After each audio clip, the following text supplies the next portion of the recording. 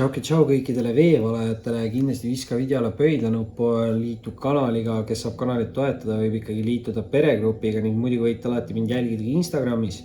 Ja vaatame siis üle, mis siin veevalajatele mai alguses tuleb suhetes ja armastuses. Oi. Ja siin ei pruugi kõik siis nii roosiline veevalajal olla, aga muidugi vaatame, ei ole siin veel kõik kaardid ära tulnud ja kui ei ole kõik kaardid tulnud, siis ei tea ka lõpplahendust, aga tõesti, esimene rida tõotab siin tulla päris kuri, sellepärast et esimese kaardina lendas tegelikult laua peale siis karikate 4. Karikate 4 negatiivse poole pealt on natukene niisugune solvumise kaart või asja isiklikult võtmine, kellegi vältimine ja näitab ta niisugust motivatsiooni puudust, aga see kaart ei ole tegelikult negatiivne kaart, et karikate 4 räägib mingist väga heast võimalusest või mingist väga heast valikust.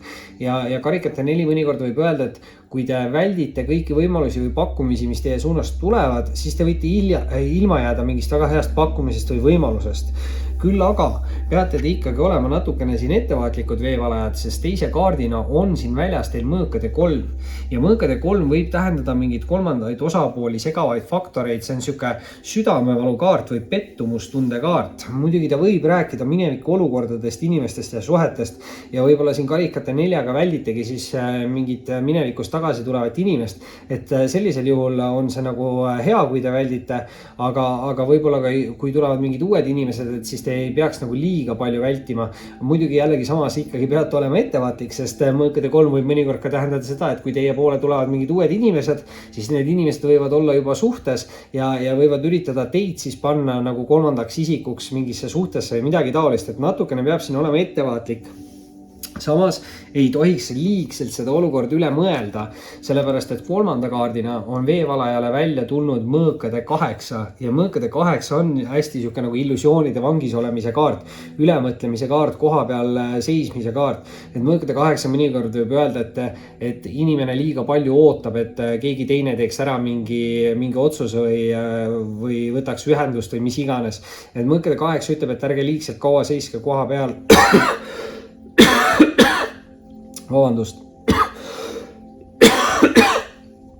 Wow. Väga võimalik, et keegi ei taha, et see info teieni jõuaks või?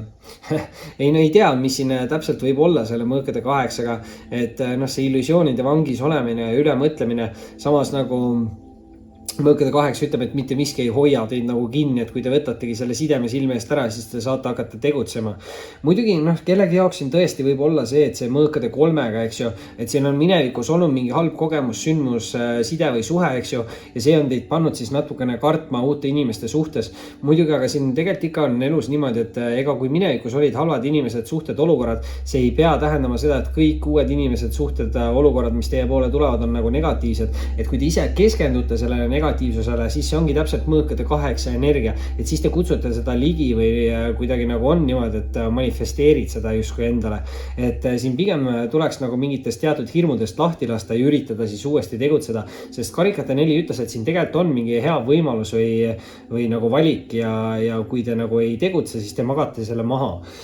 Nüüd aga teise rea juurde minnes, veevalajad kohe esimese kaardina teise ritta välja, anna teile keisrinna energia. Keisrinnat on täna paarile teisele tähtkujule ka veel tulnud, muidugi just eelmine tähtkuju tuli ta teist korda välja siis kaljukitsele ja siin veevalajad on täpselt peale kaljukitse sündinud, võib kokkupuude olla siin kaljukitse tähtkujuga, ei pruugi. Muidugi see on 100% naisterahva energia, sest see tähendab viljakust, rasedust, küllust, sükest rahulolu, positiivseid emotsioone, luksuslikku elu võib-olla ka, võib olla siin ka siuke nagu kuulsuse või tuntuse energia, et naisterahvastel kindlasti on võimalik selle kaardiga hästi palju saavutada. Muidugi, kuna see on siuke raseduse kaart, siis võib ta olla ka siuke nagu ema energia kaart, et võib siin veevalajatel siis ema ka mingit olulist või tähtsat rolli lähitulevikus mängida, aga kindlasti on siis ka võimalik endal see saavutada. Muidugi meesterahvaste jaoks võib see näidata ka siukeste viljaka austaja või partneri energiat. Et tundub, et see teine rida tahab tulla nagu positiivsem, aga selle jaoks ongi teil siin vaja võib-olla lahti lasta mingist mineviku hirmust.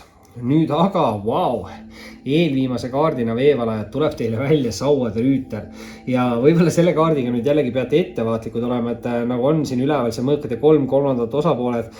Sauade Rüütel, rüütlid võivad tihti olla siis siuksed nagu austajate energiakaardid ja Sauade Rüütel on nüüd kütkestava kirgliku austaja kaart. Sauadel on tugevam seksuaalenergia.